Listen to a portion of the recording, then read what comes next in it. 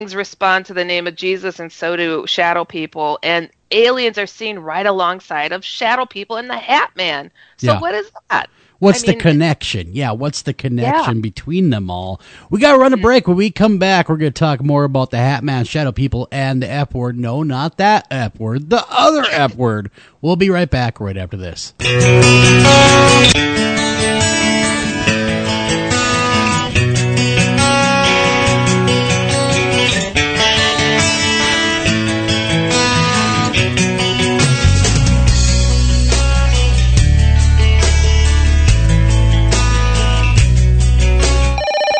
Northern Tool and Equipment. So Daddy's little girl thinks she's going to prom tonight with some punk who calls himself Snake. Yeah, they grow up so fast. Well, not if I can help it, they don't. Okay, here's what you do. When that kid shows up, Dad's going to be doing a few chores around the house. Huh? It doesn't matter the chore. What's important is that it requires the use of a 60cc gas-powered chainsaw and possibly a mask. I think it's showtime. He's here. Dad, I want you to meet... All right, let her rip.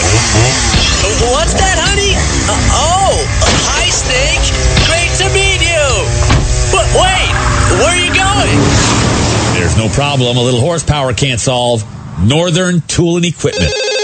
Ranger Station, Ranger speaking. Yeah, hi. I'd like to report a bear sighting. Location. My backyard. Oh, your backyard. Try telling a bear that. I did, and this bear talked back. Talking bear, that's rich. No, wait, it was Smokey Bear. Smokey. Why didn't you say so? I did say so. Continue. I was burning yard waste. No, boy. He told me to burn legally and responsibly, and to remember that if it's too hot to touch, it's too hot to leave. And as always, he's right. You know, 9 out of 10 wildfires are caused by humans. That means 9 out of 10 wildfires can be prevented. Yeah, I know that now. Thanks to me. Actually, thanks to Smokey. As usual, the talking bear gets all the credit. Get your Smokey on. Always burn responsibly and contact your local fire department for open burning regulations. Because 9 out of 10 wildfires can be prevented. Brought to you by Smokey Bear, the U.S. Forest Service, your state forester, and the Ad Council. Learn more at smokeybear.com. Only you can prevent wildfires.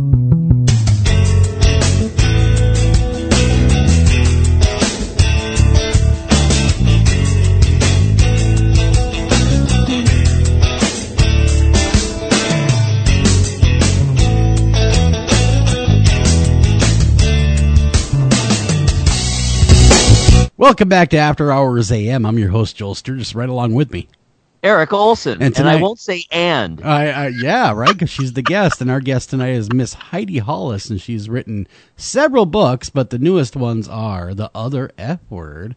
And there's two versions of The Other F Word. The Other F Word, which is for adults.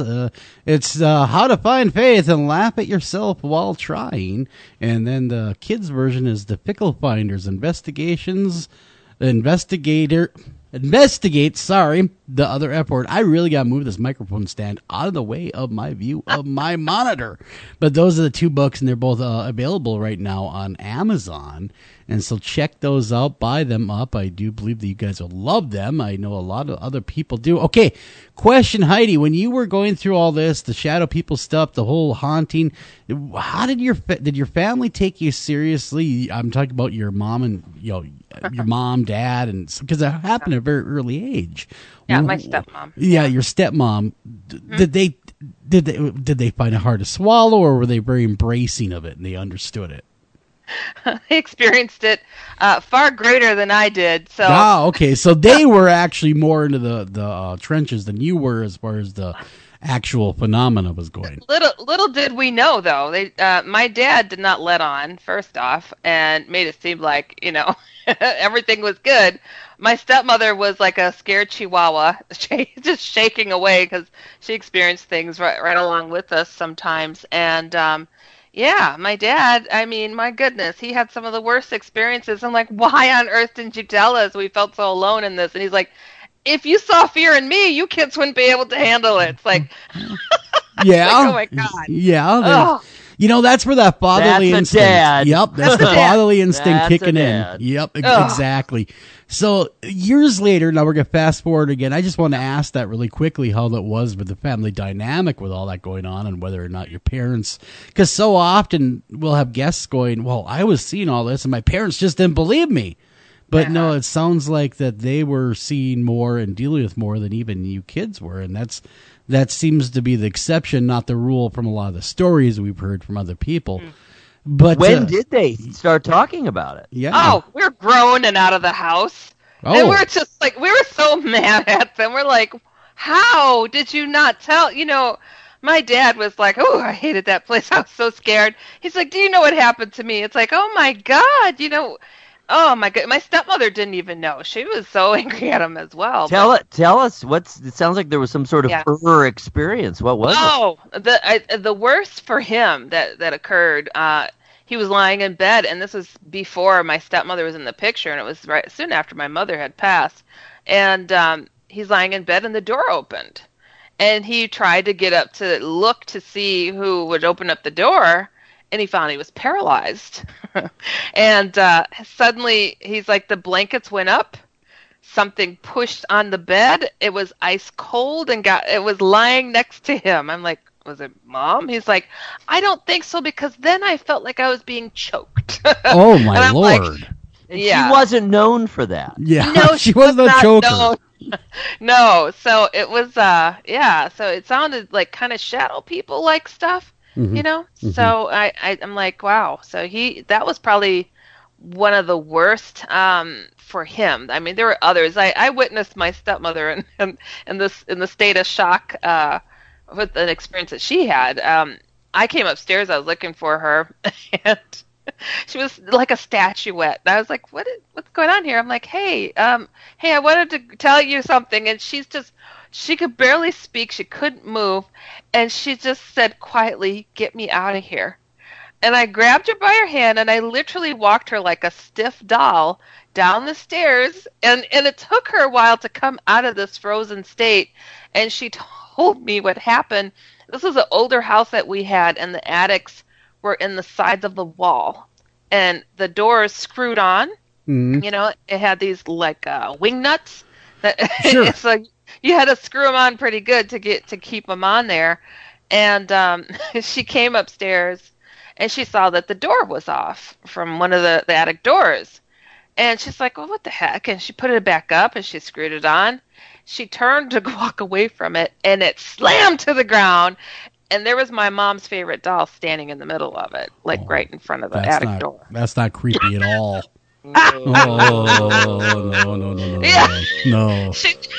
No, that's what I say. Screw you! I'm out of here. I wouldn't even care. I would just rat out of the house. You guys wouldn't have seen me ever again. Oh yeah. Yeah, she was. I really think whatever that was, it was just trying to mess with her to make it seem like it was my mother, but it was nothing that. I mean, what mom do you know wants to terrify her 6 and 8-year-old kid? Yeah. I mean, that wasn't her. No, generally they don't want to, unless it's a sadistic mother. You know. No. You know. Yeah. You know, like I know a few mothers that would scare their children. I do. Oh. And because it's kind of fun to do so once in a while. But anyhow. Tell us about the books. I mean, we've kind of talked about the Hat Man, Shadow Man, Aliens. What about these books? How'd these come about?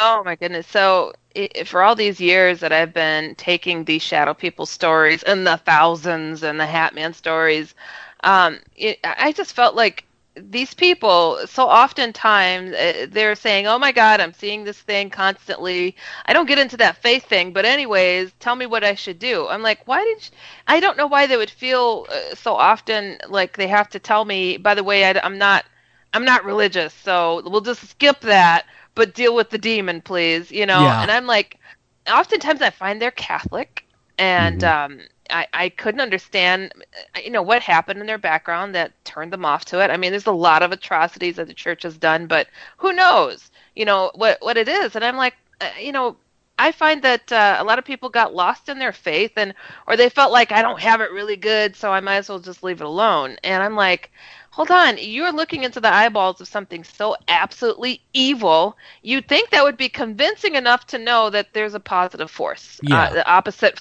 force to what you're looking at. And so I would honestly tell them, it's like, throw a shoe at it then if you don't believe in throw a shoe at it. Throw a shoe. It's like, if you don't particularly stinky. Yeah.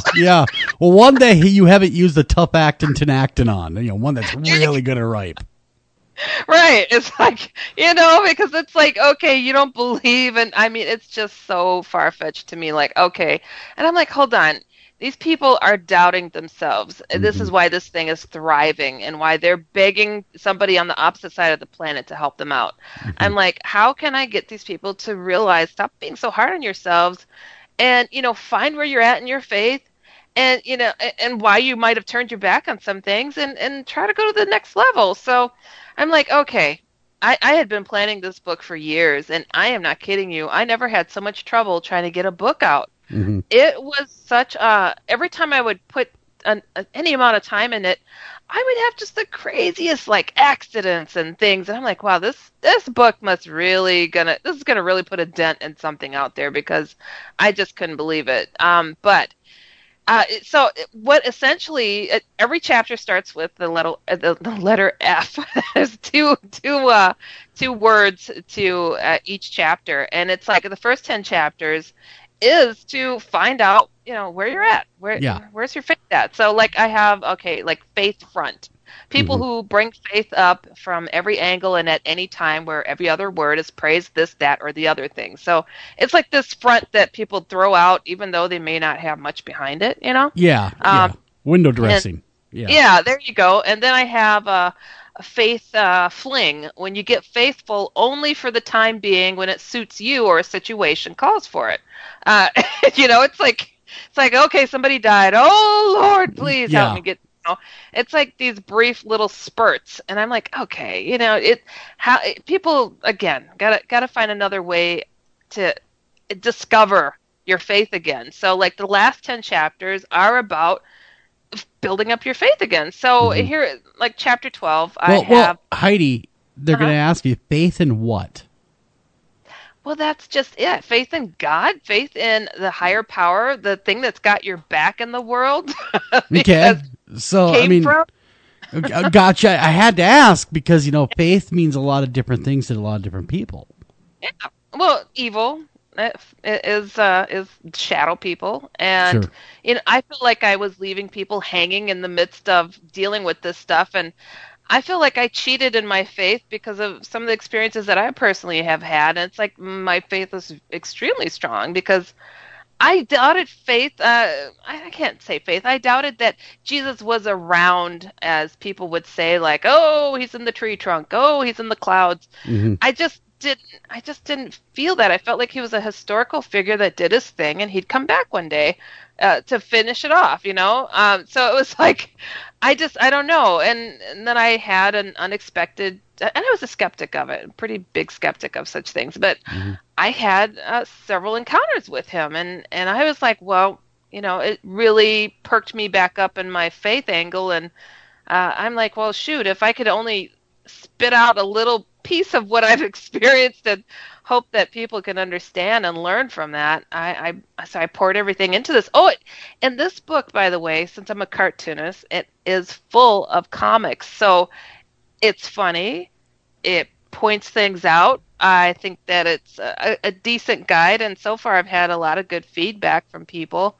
But to like finish up like the last 10 chapters, like here's the title of one, chapter 17 is called Faith Face. So when you've really got your faith and it shows and even glows on your face. So it's like those people you meet and you're like, what the heck do they know that I don't, type of thing. Yeah. So it's like just getting down to it and stop being so tough on yourself that, I mean, it's biblical. The size of a mustard seed. If you have the faith the size of a mustard seed, you could move mountains. And I'm like, people just need to realize that you're dealing with an old ancient evil that is sweeping this world. I am not kidding you when I say people are experiencing this in droves and have for generations and just didn't have a name for it, Yeah. And it's just getting worse. It's getting so bad. I hear from a lot of kids and grandmas that are like, my goodness, my grandma saw this, It's like, it is really bad. So I wanted to have a version for kids. First off, I did the Fickle Finders Investigates the Other F Word. I did that for kids and expected to hear from kids, and I didn't hear from one. It was all all adults who are like, this is awesome. I feel better about my faith. I'm like, well, holy crap. Yeah. I need to do an adult version. And that's where the other F word came from. And people go to theotherfword.com. I have both of the books there and kind of explain